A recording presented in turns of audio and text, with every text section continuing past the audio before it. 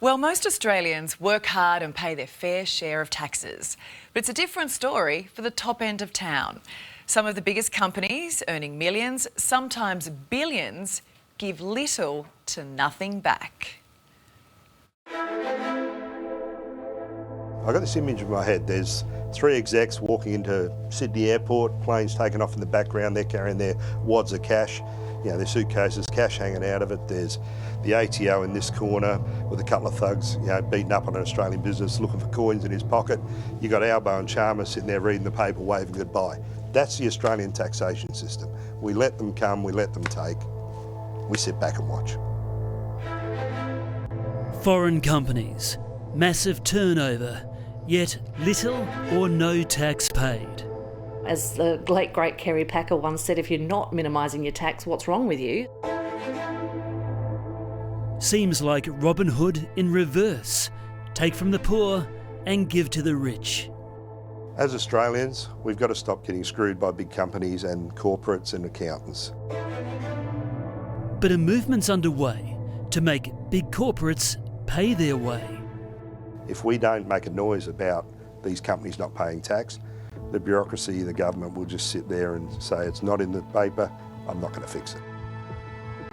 Michael Dorigon dislikes paying tax as much as the next person, but the Bring Back Australia founder despises companies that avoid paying it. Last time it was reported a year ago, there was $2.2 trillion of turnover, which only netted overall 2% of that money coming to Canberra for us as a country to live on. That 2% figure will resonate with a lot of our viewers because most of us are paying over 30% in tax in the dollar. So how can this happen? It's accounting. They've got better accountants or they know the laws better.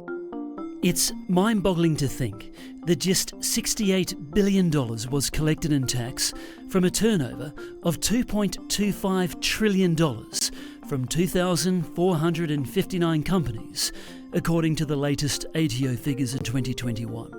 What's more astonishing is that just 7 companies contributed nearly half of that $68 billion. The big 4 banks and our big 3 miners. Which means 2,459 companies are picking up the slops, to use a term, but that's all they are. So you look at what percentage they're paying, it's minuscule. And there's hundreds of them paying no tax on very big turnover. So are they running businesses or is it a skim operation? Take the likes of Apple. This is a $2,000 phone, $2,000 plus.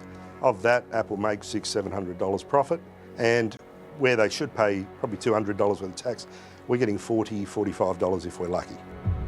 Major recruitment firm Adecco enjoys lucrative federal contracts. They've averaged $555 million a year, and every year they put their hand up and say, we make no money and we're paying no tax. Ironic, given Adecco is contracted to supply staff to the ATO. Think of it in naval terms. The government has committed to pay more than $300 billion for submarines in the future.